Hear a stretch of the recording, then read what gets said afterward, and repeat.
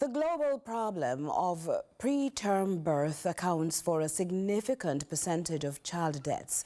It's a very sensitive but important topic. So as we reflect during this first month of the year, we recall one woman's journey to lift the weight of miscarriage. This is Inspire Jamaica. Reach out and touch somebody's hand. Make this world a better place if you can. I just love this tree. Even the branches tell a story.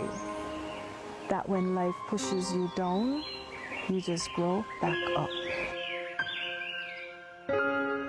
Hi, my name is Gian Williams and I'm from the beautiful Caribbean island nation of St. Kitts and Nevis. In 2020, I found out that after 4 years of trying to have a baby, for the first time, I was finally pregnant. I was 37 years old, and the first 2/3 of my pregnancy was a relatively smooth and enjoyable journey. That was until excruciating pain from degenerating uterine fibroids began. The pain eventually triggered contractions and sent me into labor. On the 23rd of November, 2020, at 26 weeks or 6.5 months pregnant, I delivered my son. I'm told that he took a few breaths, but sadly, his life ended shortly after. Losing my baby has been heart-wrenching and difficult. And to cope, I began to purge my emotions and thoughts in writing.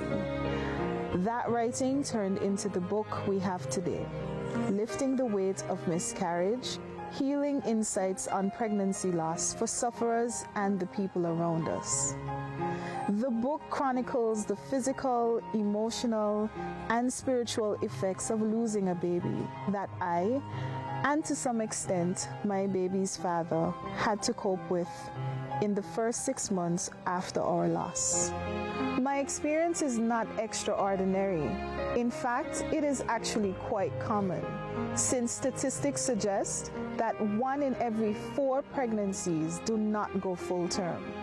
The grief is so intense, but yet we don't talk about it. We don't know what to say when our friends or family members suffer such a loss. Some of our institutions may not realize that grieving parents require more compassion in such devastating times. And the ones who bear the emotional and physical pain of miscarriage may not even know where to turn to help them heal. It's my hope that my book helps to fill those gaps with real, honest, and practical information so that miscarriage and stillbirth sufferers and the people around us can navigate this experience a little bit better. The weight of miscarriage is heavy, and I want to help not only the people who suffer pregnancy loss lift that weight, but also our doctors, hospitals, legislators, family members, friends, co-workers, and even strangers ease that weight as well. This book is from my heart to yours.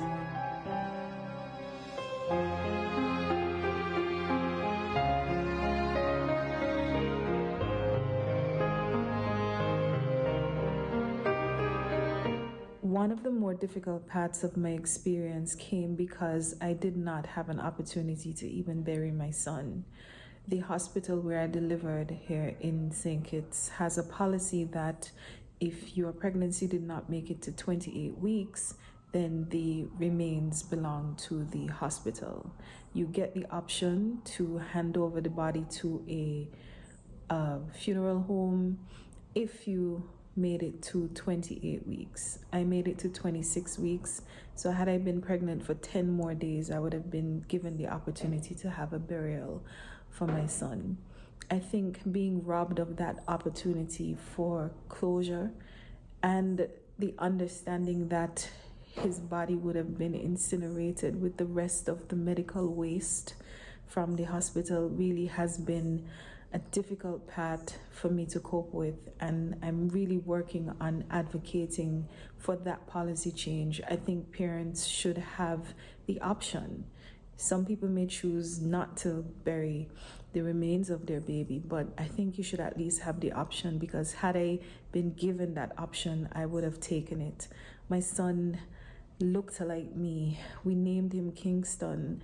And actually, we named him Kingston because my partner wanted a name that started with K, and Kingston was actually the last place that I traveled to before I got pregnant. And I used to live in Jamaica as well, and I just really love Jamaica and wanted to have that part of my story in him as well. I'm Curlin Brown. Let's continue to inspire Jamaica. Reach out and touch somebody's hand. Make this world a better place if you can.